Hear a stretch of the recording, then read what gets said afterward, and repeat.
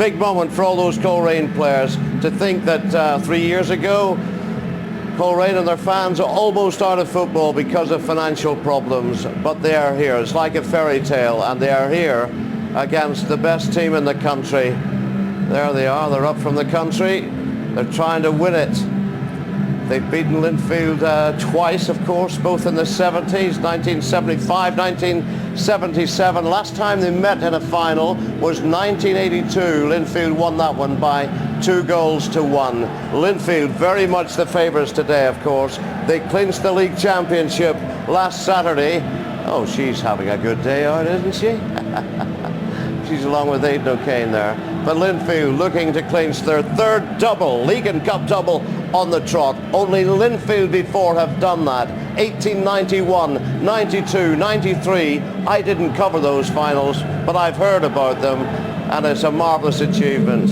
Another nice touch, by the way, before the game came when the first time Coleraine and Linfield met in an Irish Cup final was 1948.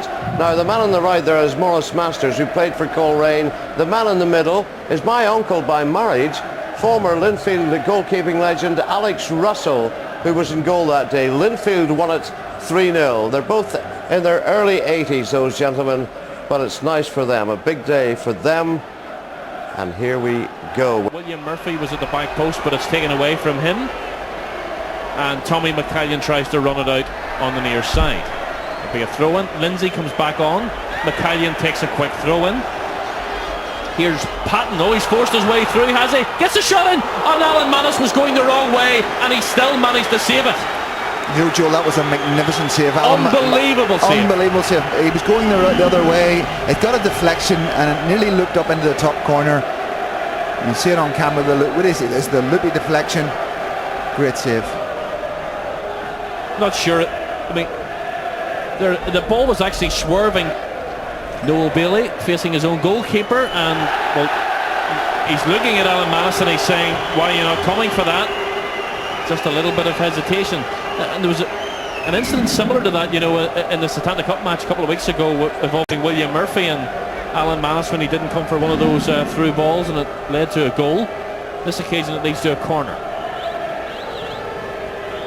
Delivery, scoots a free header, and well, that was out over the line. It's out over the line now. Coleraine take the lead in the Irish Cup Final. Linfield done by the corner. It looked as if the first one had crossed the line, but the second one certainly did. There was a Linfield player on the line who couldn't keep it out, and it was fiercely struck low into the bottom corner by Paddy McLaughlin. Oh, I'll tell you what a tremendous header. The ball's cleared out onto the edge of the box, and it's drilled back into the bottom corner. Coleraine, this is what they need. They need to settle into the game. We'll have a look at it on the monitor. Great header, come off the line. Aidan O'Kane was actually off the line first time, but Aidan O'Kane couldn't get the second one. Yeah, just watch this as it comes across. The left foot drill shot, keeps his head down well. Paddy McLaughlin, great strike. A little bit too long, is it? Manus has spilled it. This is a chance for Patton. My goodness, that is a glorious opportunity, and I just wonder if Patton was expecting the free kick, which didn't come. The free kick didn't come, and I have to say to you, I think it was a free kick. We'll maybe see it in the monitor in a second or two, but it looked like Alan Manus was fouled. Here, we'll see it now. Maybe not. Maybe not. Sombre mood in the Linfield crowd. Not used to this. Here's Thompson, they're used to that! Peter Thompson gets half a chance, and he gets Linfield back into this Irish Cup Final. Goal number 43 for the season, and Peter Thompson makes it 20 Irish Cup goals in just 22 Linfield appearances. Oh, it's tremendous. This man is just devastating this area. He just spins his man, waits his opportunity, takes a nice left foot strike across the goalkeeper, back of the net. It's what we talked about, Joel. You know, the Coleraine, they need to settle quickly. They haven't done now. They're against this win. It's going to be tough for them. And it was the goal scorer, Paddy McLaughlin, who couldn't hold on to Peter Thompson. Once he got in that position, there was only ever going to be one outcome. So the momentum now shifts as that ball crosses the line. Linfield now have the momentum. They hang in the game for the next 10 or 15 minutes. If they go 2-1 down, then it's an onslaught then, and so he's going to have to just keep this team together for the next 10 or 15 minutes. Ferguson tries to put Thompson in again. Peter Thompson one-on-one with the goalkeeper. Thompson is lethal, and he's just shown us why.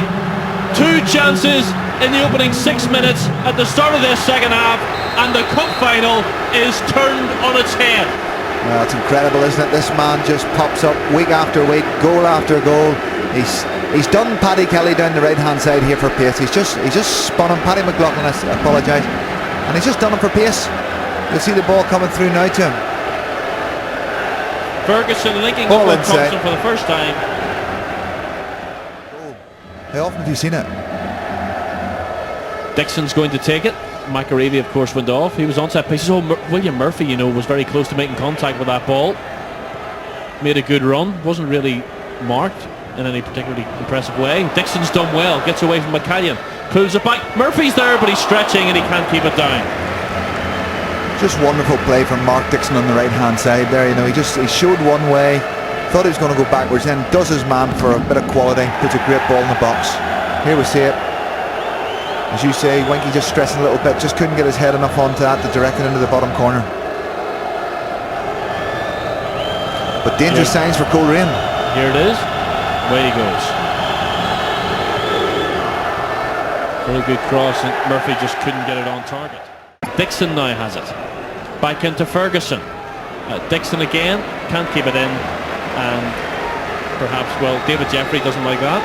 Keep the ball, perhaps he's suggesting. Yeah, he'll be a little bit anxious now. He'll want the boys to try and see it out. It's, you're coming into the time added on.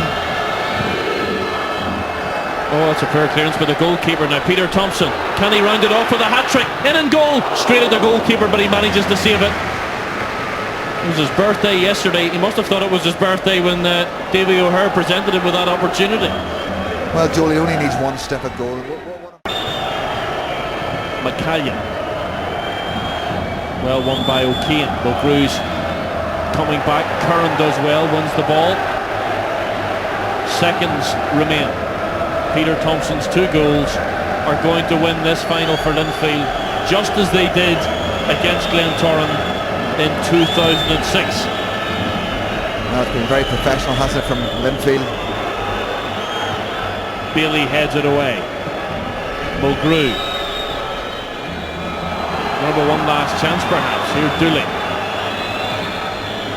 Into Carson. Chance maybe for Carson. Tries to get the shot in. Too many Linfield players around him. Still going Carson. Terrible cross. And that is food and drink to the goalkeeper. Yeah, that's it. There's the final whistle.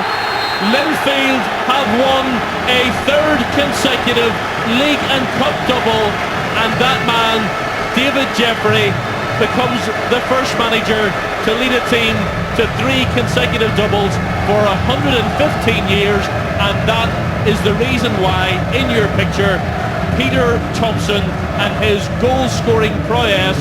Words of comfort from Marty Quinn, and I'm sure David Jeffrey will be the first to admit that his team were outplayed in the first half. Stephen Beattie, of course, the former Linfield player among the Coleraine coaching staff.